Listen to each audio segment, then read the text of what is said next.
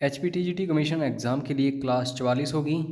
पिछले 43 वीडियोस आपने अभी तक नहीं देखे हैं तो डिस्क्रिप्शन बॉक्स में आपको लिंक मिल जाएगा, ज़रूर देख लेना और ख़ुद को चेक करते रहना इन वीडियोस के माध्यम से कि कितने क्वेश्चंस आपको आ रही हैं और कितने नहीं। पहला क्वेश्चन है, दामोदर घाटी किस में समृद्ध है? यहाँ पे कौन सी ऐसी चीज़ पाई जाती है जो कि दोस्तों काफ़ी इम्पोर्टेंट है यहाँ के लोगों के इनकम के नज़रिए से? तो बिल्कुल सही आंसर है। यहाँ पे दोस्तों कोयला काफ़ी प्रचुर मात्रा में देखने को मिलता है, तो ये याद रखना। उसके बाद नेक्स्ट क्वेश्चन, भारत का पहला वाणिज्यिक परमाणु ऊर्जा स्टेशन कहाँ बनाया गया था? ये सबसे ज़्यादा क्वेश्चन पूछा जाता है एग्ज़ाम्स में। तो ये कौन सा दोस्तों? First commercial nuclear power station है, इसका नाम है Tarapur. B is right answer. उसके बाद नेक्स्ट क्वेश्चन, दुनिया के सबसे बड़े नागार्जुन सागर बांध का निर्माण किस नदी पर किया गया है? तो आज के टाइम में आप देखो सबसे लंबा जो बांध है वो दोस्तों हीराकुंड बांध है, ठीक है। तो एक समय था तो ये भी काफ़ी बड़ा बांध रहा है, नागार्जुन सागर बांध। तो क्वेश्चन सीधा ये पूछा जाता है कि किस नदी पर ये बना हुआ है? तो दोस्तों याद रखो कृष्णा नदी के ऊपर ये बना हुआ है और राज्य भी कई बार पूछा जाता है, तो तेलंगाना याद रखना। नेक्स्ट क्वेश्चन, निम्नलिखित में से कौन सा ऊर्जा का अनैतिक स्रोत है? इसको हम इंग्लिश में बोलते हैं अनट्रेडिशनल सोर्स ऑफ एनर्जी। तो जैसा कि आप सभी ऑप्शंस में देख रहे होंगे, कोयला काफ़ी समय से हम एनर्जी से प्रोड्यूस करते हैं, फ्यूल से भी, पेट्रोलियम से भी। लेकिन दोस्तों आज के टाइम में जियोथर्मल टेक्निक्स यूज़ की जा रही हैं फॉर एनर्जी पर्पसेस। तो आपको ये याद रखना है, जो जियोथर्मल है ये ऊर्जा का अनैतिक स्रोत है। उसके बाद नेक्स्ट क्वेश्चन, महानदी जल विवाद न्यायाधिकरण के साथ कौन से राज्य संबंधित हैं? दोस्तों ऊपर मैंने बताया था हीराकुंड बांध जो सबसे लंबा बांध है दुनिया का, महानदी के ऊपर ही ये बना है, तो इसको भी याद रखना, क्वेश्चन आता है। और महानदी जो है दोस्तों दो राज्यों के बीच काफ़ी डिस्प्यूट रहता है इसको लेकर के। तो कौन कौन से ये राज्य हैं? तो उड़ीसा है और छत्तीसगढ़ है। और ये जो मैंने आपको बताया हीराकुंड बांध, ये दोस्तों उड़ीसा में है। उसके बाद नेक्स्ट क्वेश्चन, निम्नलिखित में से कौन भारत में बिजली का सबसे बड़ा स्रोत है? तो दोस्तों बिल्कुल सही आंसर है इसका।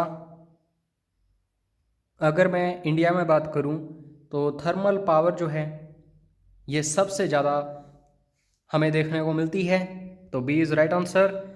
बाकी दोस्तों चेक करके बताना हीराकुंड बांध जो है ये क्या वाकई उड़ीसा में है?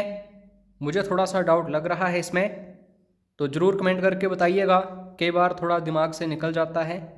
उसके बाद नेक्स्ट है, कावेरी जल विवाद निम्नलिखित में से किस राज्य से संबंधित है? तो कावेरी जल विवाद जो है बेसिकली साउथ इंडिया में ही है, तो ऑप्शंस एलिमिनेट करना सीख लो। तो ये जो सी ऑप्शन है दोस्तों, तमिलनाडु हो गया, कर्नाटका हो गया, ये दोनों काफ़ी आपस में झगड़ते हैं कावेरी नदी को लेकर के। और इकोनॉमिक्स के क्वेश्चंस टफ आते हैं टीजीटी एग्ज़ाम में, तो इनके ऊपर ज़्यादा फोकस करो। आर्थिक किराया शब्द से क्या तात्पर्य है, यानी कि इकोनॉमिक रेंट, इसका मतलब क्या होता है? इकोनॉमिक रेंट का मतलब होता है दोस्तों payment made for the use of land, यानी कि आप कोई बिजनेस स्टार्ट कर रहे हो तो वहाँ पे आपने रेंट के ऊपर जो लैंड वगैरह ली होती है उसको इकोनॉमिक रेंट बोला जाता है। उसके बाद नेक्स्ट है, और ये इम्पोर्टेंट है, ऐसी थ्योरीज जरूर पूछी जाती हैं, निम्नलिखित में से किसने वेतन निधि सिद्धांत प्रतिपादित किया? बेज फंड थ्योरी तो बेज फंड थ्योरी जो है ये दोस्तों प्रोपाउंड की गई थी जे.एस. मिल के द्वारा। तो सीधा याद रखना, बेज फंड थ्योरी जे.एस. मिल। नेक्स्ट है, उत्पादन के साधन के लिए न्यूनतम भुगतान को क्या कहा जाता है? Minimum payment two factor of production.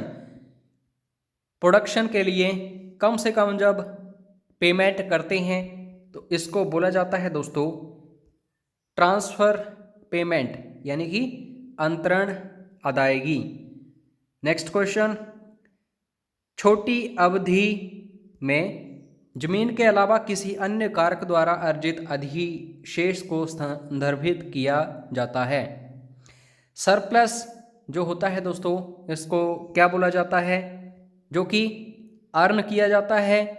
Factor then land. और शॉर्ट पीरियड की बात हो रही है तो इसको बोला जाता है अर्ध किराया, यानी कि क्वैसी रेंट। उसके बाद नेक्स्ट क्वेश्चन, किस प्रकार की अर्थव्यवस्था में संपत्ति और व्यवसायों का स्वामित्व और व्यक्तियों द्वारा नियंत्रित किया जाता है? तो दोस्तों तीन इकोनॉमीज होती हैं, एक कैपिटलिस्ट इकोनॉमी, दूसरी सोशलिस्ट इकोनॉमी और तीसरी मिक्स्ड इकोनॉमी। बाकी आज के समय में कुछ एक अदर इकोनॉमीज भी जुड़ चुकी हैं जैसे command economy and so on, but ये जो तीन हैं फर्स्ट यही इंपॉर्टेंट हैं, यहीं से क्वेश्चंस आते हैं। अगर दोस्तों कंट्रोल की जा रही है इंडिविजुअली तो बेसिकली यहाँ पे बात हो रही है किसकी? कैपिटलिस्ट इकोनॉमी की। और अगर सरकार के द्वारा कंट्रोल की जा रही हो तो इसे सोशलिस्ट इकोनॉमी कहा जाता है। और इंडियन इकोनॉमी जो है मिक्स्ड इकोनॉमी है। यहाँ से पता नहीं कितनी बार क्वेश्चन आ चुका है। इसका मतलब ये होता है सरकार भी भागीदार है और व्यक्ति भी भारत के भागीदार हैं अर्थव्यवस्था में। नेक्स्ट है, वार्टर ट्रांजैक्शंस क्या होती हैं? तो ये जो दोस्तों वार्टर ट्रांजैक्शंस हैं, सपोज करो अगर आप ईरान के साथ व्यापार करना चाहते हैं तो उनकी करेंसी जो है काफ़ी, आप कह सकते हैं, लो लेवल पर चली गई है। अमेरिका ने सैंक्शंस लगाए हैं। तो अगर वो भारत के साथ व्यापार करना चाहें तो वो क्या करेंगे? या तो गेहूं हमें देंगे या फिर हम उन्हें गेहूं देंगे, या फिर सोना चांदी में जब व्यापार होगा तो इसको वार्टर ट्रांजैक्शंस के रूप में देखा जाता है। तो यहाँ पे बिल्कुल सही आंसर की बात करूँ, सामान के साथ सामान का आदान प्रदान किया जाता है। ठीक है, जैसे ऑयल हम परचेज करना चाहते हो तो हम क्या करेंगे? ऑयल उनसे ले लेंगे और गेहूं हम उन्हें दे देंगे। वार्टर ट्रांजैक्शंस। उसके बाद नेक्स्ट क्वेश्चन, आर्थिक विस्तार और समय की अवधि में मंदी सहित अर्थव्यवस्था में उतार चढ़ाव को डैश कहा जाता है?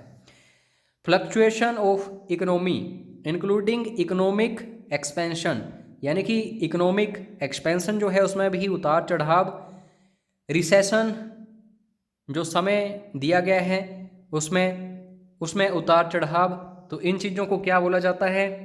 इसको बोला जाता है दोस्तों बिजनेस साइकिल। तो इस तरीके से ये साइकिल होती है। ठीक है, उसके बाद नेक्स्ट है, dash is a good that is in greater demand as its price increases.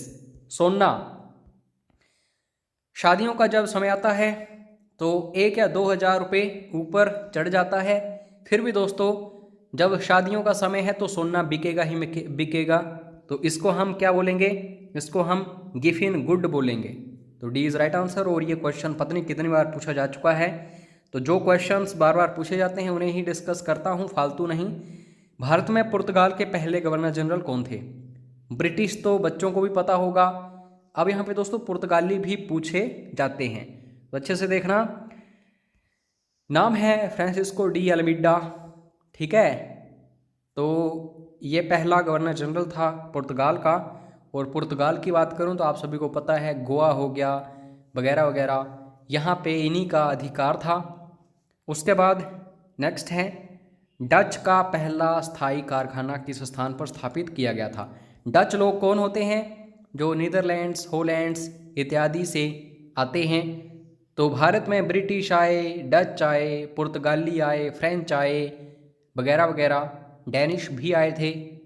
तो डच जो हैं इन्होंने अपना कारखाना कहाँ पे स्थापित किया गया था इनके द्वारा, तो यह है दोस्तों मसूलीपट्टनम, ठीक है।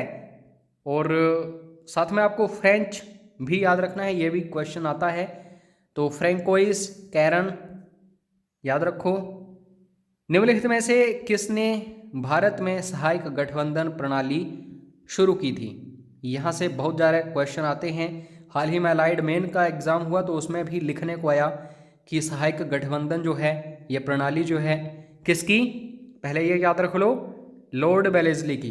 तो इसके बारे में लिखने को आया था। तो प्री एग्ज़ाम्स में भी, वनडे एग्ज़ाम्स में भी और मेन एग्ज़ाम्स में भी, इंटरव्यू में भी यहाँ से क्वेश्चंस आते हैं। उसके बाद नेक्स्ट क्वेश्चन है, सूरत के संधि जो हुई थी तो किसके बीच में हस्ताक्षर किए गए थे? तो ट्रीटी ऑफ सूरत, काफ़ी प्रसिद्ध ये ट्रीटी है। तो ब्रिटिश और रघुनाथ राव के बीच ये ट्रीटी हुई थी। तो B is right answer. Dash अधिनियम के तहत बर्मा को भारत से अलग किया गया था, एक अलग संविधान के साथ। पहले बर्मा वगैरह वगैरह ये सब कुछ एक ही हुआ करता था, एक अखंड भारत। हालांकि ब्रिटिशर्स का राज था, लेकिन एक एक्ट आया था 1935 वाला इंडियन एक्ट, तो इसमें बर्मा अलग कर दिया गया था, ठीक है। तो ये आपको पता होना चाहिए। बाकी पेड क्रैश कोर्स चल रहा है दोस्तों टीजीटी कमीशन एग्ज़ाम के लिए, ज़ोरों शोरों से अच्छे से तैयारी करो, समय मिल रहा है आपको बार बार, ठीक है। तो फीस अभी तक कम है और ज़्यादा कम कर दी गई है रिसेंटली। तो मैसेज करके फीस पूछ लेना, क्या क्या मिलेगा ये पूछ लेना। और इस वीडियो की फ्री PDF फाइल आपको व्हाट्सएप पर मिल जाएगी, तो मैसेज करके ले लेना। अपना कीमती समय देने के लिए धन्यवाद। जय हिंद, जय हिमाचल।